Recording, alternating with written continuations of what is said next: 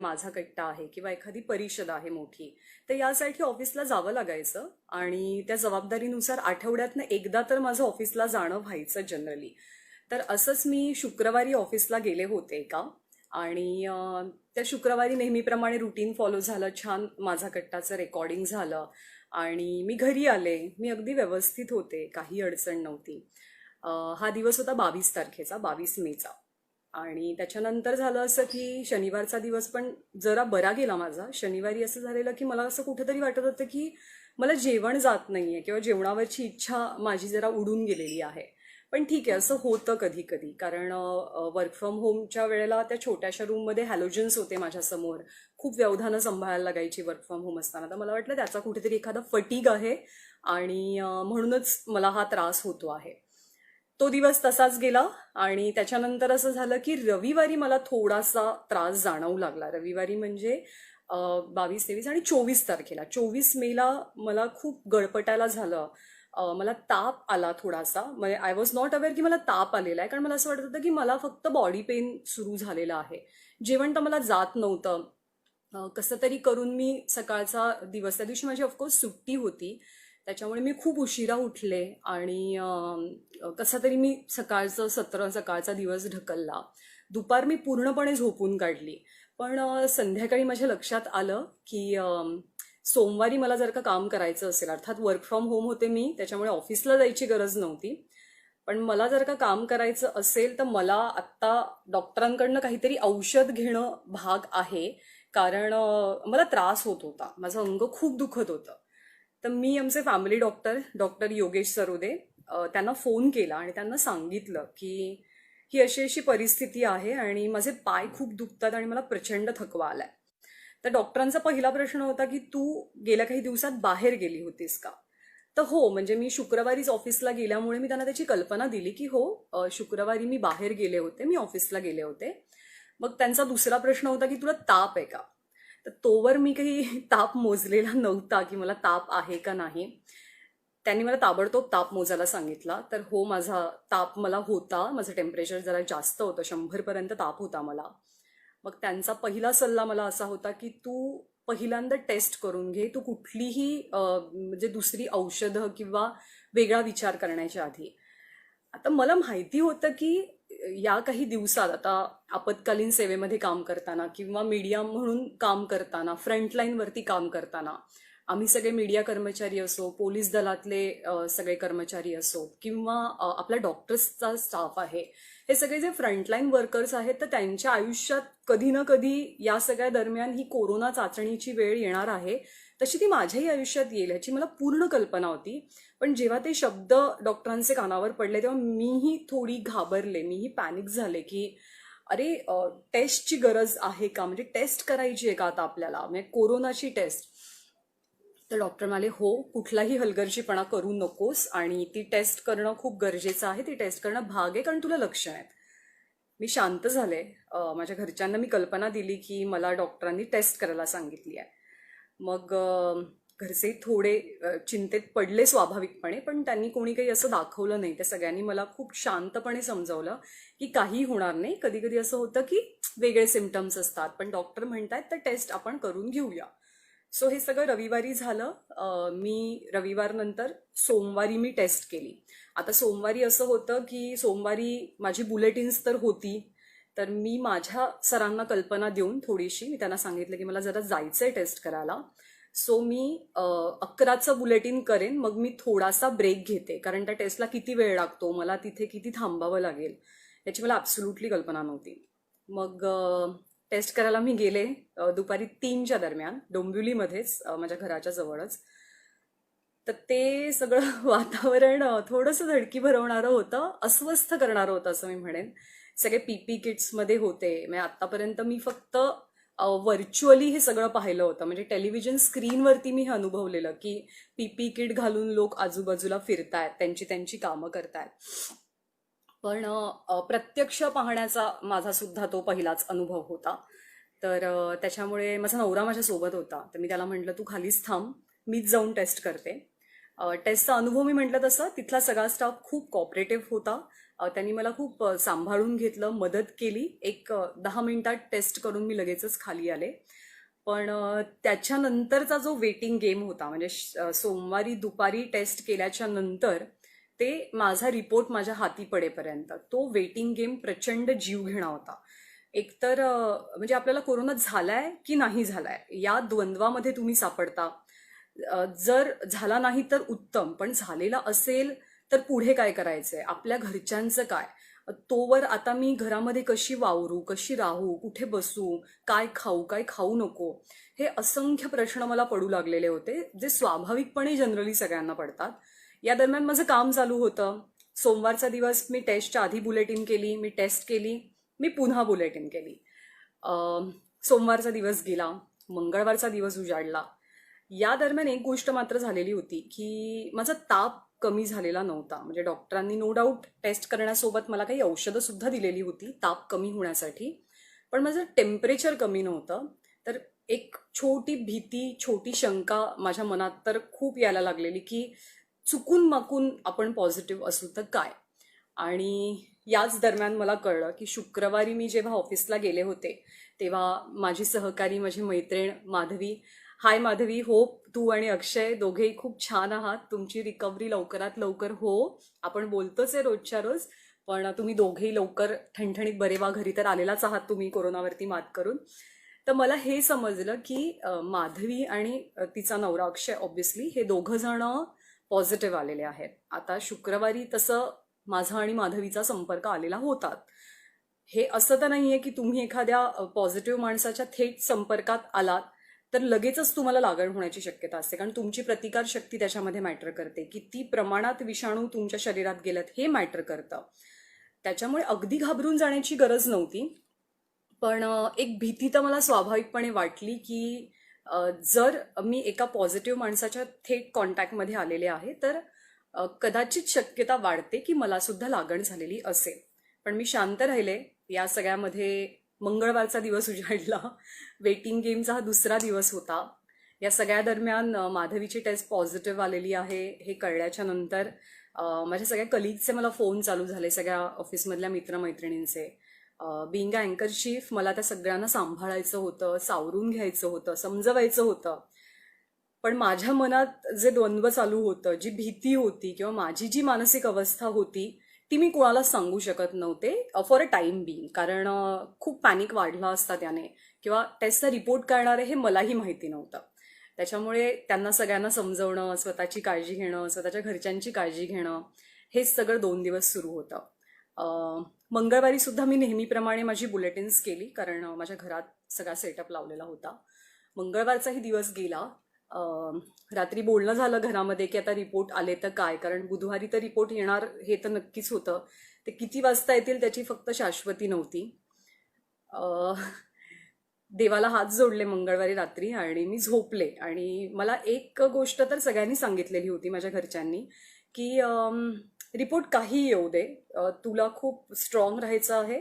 Report negative आला तर उत्तम, आपल्याला आपलं काम सुरू ठेवायचं आहे. पण जर चुकून माकून रिपोर्ट पॉझिटिव्ह असेल तर आम्ही सगळे तुझ्या सोबत आहोत.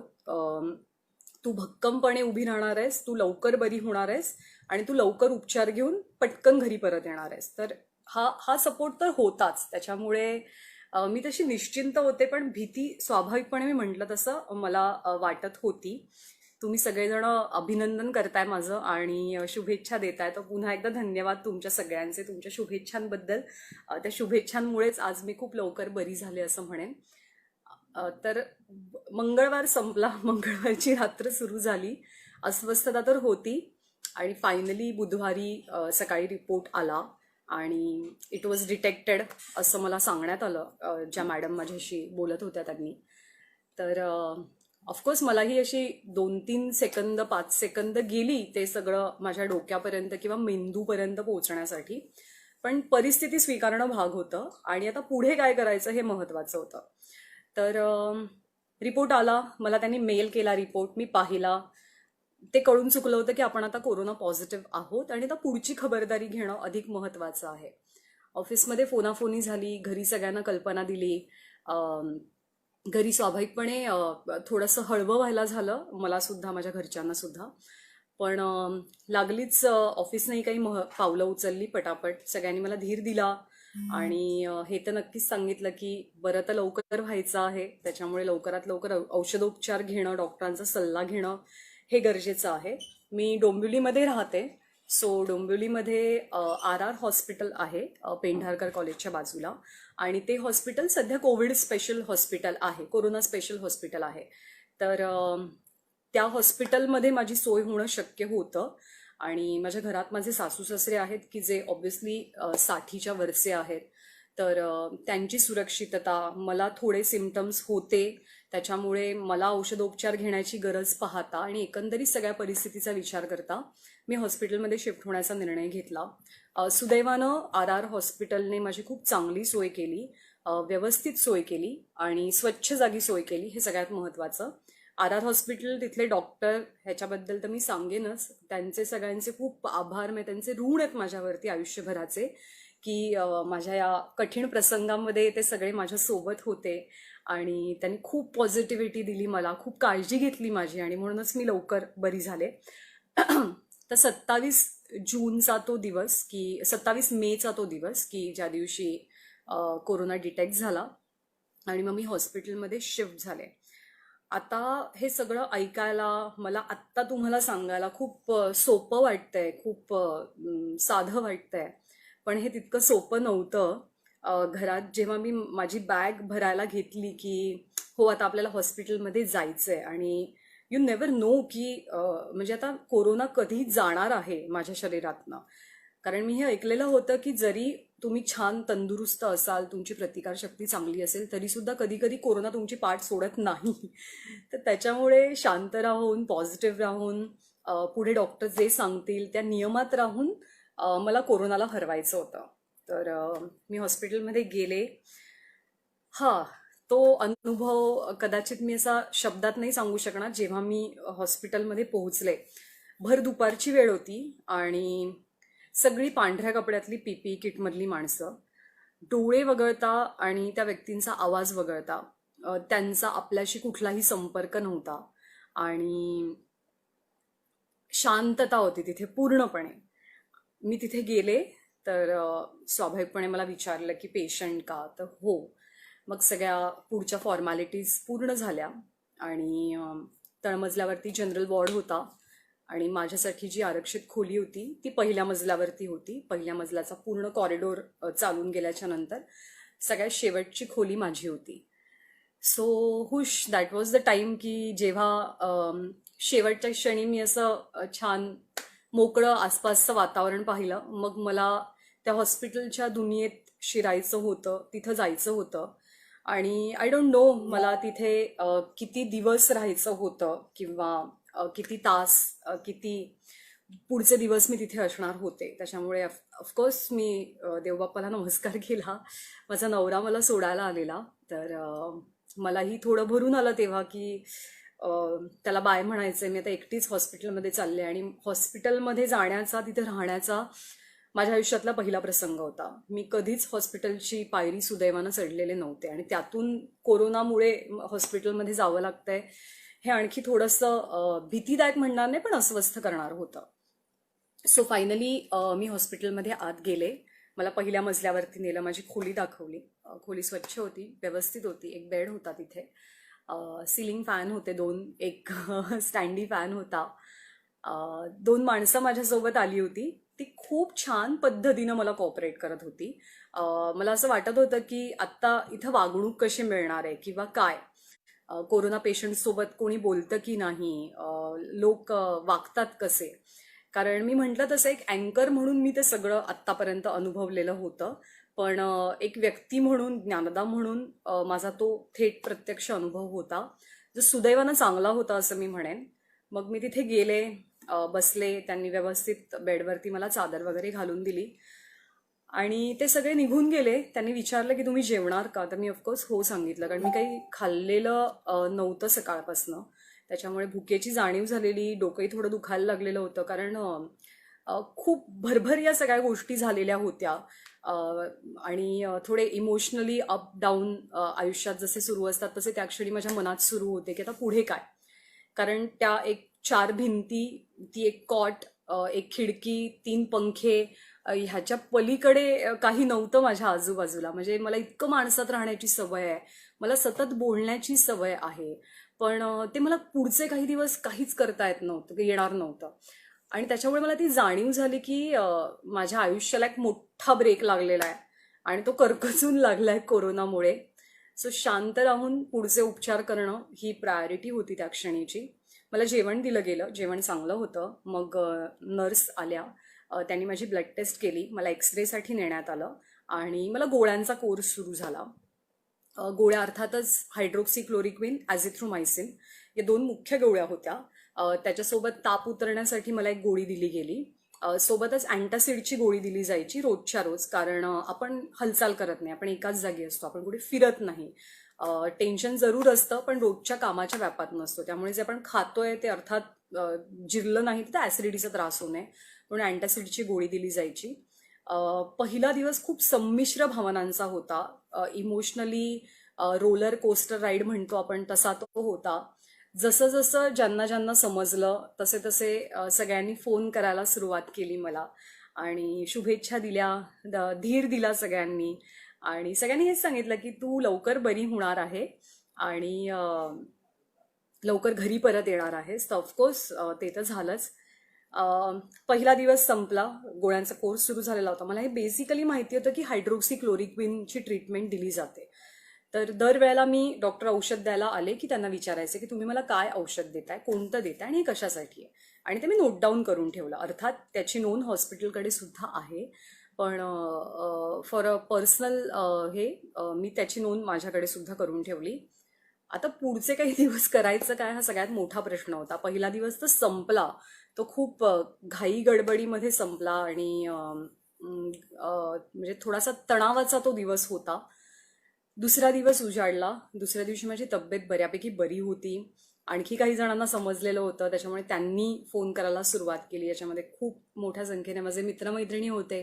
थँक्यू सो मच, कारण माझे असे बरेचसे मित्रमैत्रिणी माझ्या कॉलेजचे की ज्यांना मी वेळ देण्यात खूप कमी पडते माझ्या रोजच्या रुटीनमुळे. पण तुम्ही सगळेजण खूप खंबीरपणे माझ्या पाठीशी उभे राहिलात. मी थोडंसं पाणी पिते. तुम्ही खूप खंबीरपणे माझ्या मागे उभे राहिलात. माझे नातेवाईक तर होतेच, पण माझे मित्रमैत्रिणी ऑफकोर्स ऑफिसमधले आणि माझे कॉलेजचे शाळेचे मित्रमैत्रिणी. दुसरा दिवसही हळूहळू सरला, प्रकृती सुधारणा होती, माझे सिम्पटम्स खूप कमी झालेले होते. या 2 गोळ्यांचा कोर्स सुरू होता. दुसऱ्या दिवशी असं झालं की कल्याण डोंबिवली महानगरपालिकेचे लोक आमच्या घरी आले आणि त्यांनी पुढच्या फॉर्मॅलिटीज सुरू केल्या. त्यांचा मला फोन आला की असं असं तुमचा रिपोर्ट पॉझिटिव्ह आहे. तर मी म्हटलं हो, मला त्याची कल्पना आहे आणि मी डोंबिवलीच्या RR हॉस्पिटलमध्ये सध्या ॲडमिट आहे. मग त्यांनी घरी येऊन घरच्यांची चौकशी केली. ऑफकोर्स माझा नवरा माझा फर्स्ट कॉन्टॅक्ट असल्यामुळे किंवा इमिजिएट कॉन्टॅक्ट असल्यामुळे त्याची टेस्ट तातडीनं करणं खूप गरजेचं होतं. तर त्याची टेस्ट झाली आणि बाकी घरच्यांपासून म्हणजे जेव्हापासून मला लक्षणं दिसू लागलेली होती आणि मला डॉक्टरांनी सांगितलं की तुला टेस्ट करणं गरजेचं आहे, तेव्हापासून मी एक काळजी घेतली की मी माझ्या बाकीच्या घरच्यांपासून टोटली स्वतःला आयसोलेट केलं. ते गरजेचं होतं, कारण माझे सासू सासरे माझ्या घरामध्ये आहेत. सुदैवानं माझं घर मोठं असलं बऱ्यापैकी, तरीसुद्धा वावर घरातला थांबवणं हे खूप गरजेचं होतं आणि महत्त्वाचं होतं. म्हणून मी बेडरूममध्येच बऱ्यापैकी स्वतःला आयसोलेट करून घेतलं. मी बेडरूम टू माझे बुलेटिन एवढाच माझा वावर ठेवलेला होता. मी किचनमध्ये जाण्याचं टाळलं. मी घरामध्ये कुठेही खोकणं आणि शिंकणं टाळलं. मी मास्क वापरायला सुरुवात केली आणि या बेसिक गोष्टींची काळजी मी घेतली की चुकून माकून जर आपण पॉझिटिव्ह आलो तर घरच्यांना त्रास नको. सुदैवानं ही सगळी काळजी घेणं पथ्यावर पडलं आणि माझ्या घरच्या कुणालाही माझ्यामुळे त्रास झाला नाही. पण कल्याण डोंबिवली महानगरपालिकेनं आमची बिल्डिंग सील केली. माझ्या मनातही थोडी शंका होती किंवा म्हणजे अशी चुटपुट होती, अस्वस्थता होती की आता आता आता बिल्डिंगवाल्यांची खूप अडचण होणार आहे पुढच्या 14 दिवसांसाठी. बिल्डिंग सील होणार, सगळे घरातच क्वारंटीन होणार, तर काय तर ती अस्वस्थता खूप लवकर दूर झाली, कारण माझ्या सोसायटीच्या सगळ्या सदस्यांनी खूप छान कॉपरेट केलं. सो त्यांचे सगळ्यांचे आभार. कारण मी आमच्या बिल्डिंगमधली फर्स्ट कोरोना पॉझिटिव्ह पेशंट होते. आमच्या बिल्डिंगमध्ये इमर्जन्सी सर्व्हिसेसवाले खूप जण काम करतात, त्याच्यामुळे प्रत्येकाच्या कामाच्या स्वरूपाची सगळ्यांना कल्पना आहे. पण तरीसुद्धा एखादी व्यक्ती पॉझिटिव्ह आल्याच्या नंतर तिच्यामुळे होणारा त्रास हा तर अर्थात थोडा वेगळा भाग असतो. पण त्या सगळ्यांनी मला खूप मदत केली आणि त्यांच्या शुभेच्छांमुळे पण मी लवकर बरी झाले. आता मुख्य मुद्दा होता किंवा मला मुख्य टेन्शन होतं की माझ्या नवऱ्याच्या टेस्टचं काय होणार आहे, कारण तो आसपास होताच अर्थात. तर त्याची टेस्ट फायनली 29 तारखेला निगेटिव्ह आली आणि मग माझ्या मनावरचं खूप मोठं टेन्शन उतरलं. मला बरेच जण प्रश्न विचारतात की तुला भीती नाही का वाटली? ऑफकोर्स मला भीती वाटली. मी माणूस आहे. अँकर म्हणून किंवा त्या जॉबचा भाग म्हणून मी कितीही खंबीरपणे वावरत असले तरी सुद्धा जेव्हा एक व्यक्ती म्हणून आपण या सगळ्या गोष्टींचा विचार करतो किंवा जेव्हा व्यक्ती म्हणून आपल्याला गोष्टी फेस कराव्या लागतात तेव्हा परिस्थिती नक्कीच वेगळी असते. खंबीर राहणं हा आयुष्याचा एक भाग आहे. पण मलाही वाईट वाटलं, मलाही भीती वाटली, मीही रडले.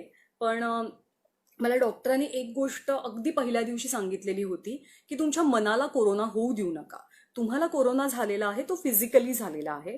तुम्ही आता जितक्या शांत राहाल, जितक्या पॉझिटिव्ह राहाल आणि जितकं हे विसराल की तुम्हाला कोरोनाची लागण झालेली आहे, ते तुमच्यासाठी चांगलं असेल आणि तरच तुम्ही खूप लवकर पटकन ह्याच्यातनं बाहेर येऊ शकाल. आणि this work, I really I must say this की ही गोष्ट खूप चांगल्या पद्धतीनं वर्कआउट झाली.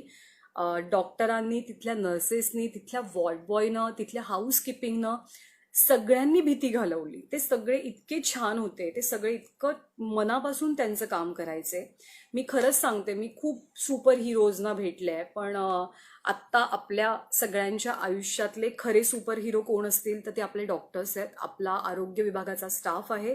कारण ते त्यांचा जीव खूप मोठ्या प्रमाणात धोक्यात घालून रुग्णसेवा करतात आणि प्रत्येक रुग्ण त्यांच्यासाठी महत्त्वाचा आहे. त्याला वाचवणं, त्याला बरं करणं आणि तो घरी जाताना त्याला छान शुभेच्छा देणं हीच त्यांच्या आयुष्याची प्रायोरिटी बनलेली आहे सध्या. आणि ती प्रायोरिटी सतत तुम्हाला दिसते. बऱ्याचशा जणांना बरेच प्रश्न आहेत. काही काही प्रश्न मी घेण्याचा प्रयत्न करते. कोरोना पॉझिटिव्ह आल्याच्या नंतर पहिली रिॲक्शन काय होती? जी सर्वसामान्य माणसाची रिॲक्शन असते तीच माझी पहिली रिॲक्शन होती. मला भीती वाटली. मला खूप मोठा धक्का बसला असं मी म्हणणार नाही, कारण मी म्हटलं तसं तो वेटिंग पिरियड जो असतो तो खूप जीवघेणा असतो रिपोर्ट येईपर्यंतचा. आणि त्या दरम्यान मी माझं मन दोनही बाजूने तयार केलेलं होतं की पॉझिटिव्ह रिपोर्ट आला तर आपल्याला काय करायचंय, रिपोर्ट निगेटिव्ह आला तर उत्तम, आपल्याला आपलं काम सुरू ठेवायचंय, फक्त अधिक काळजी घ्यायची आहे.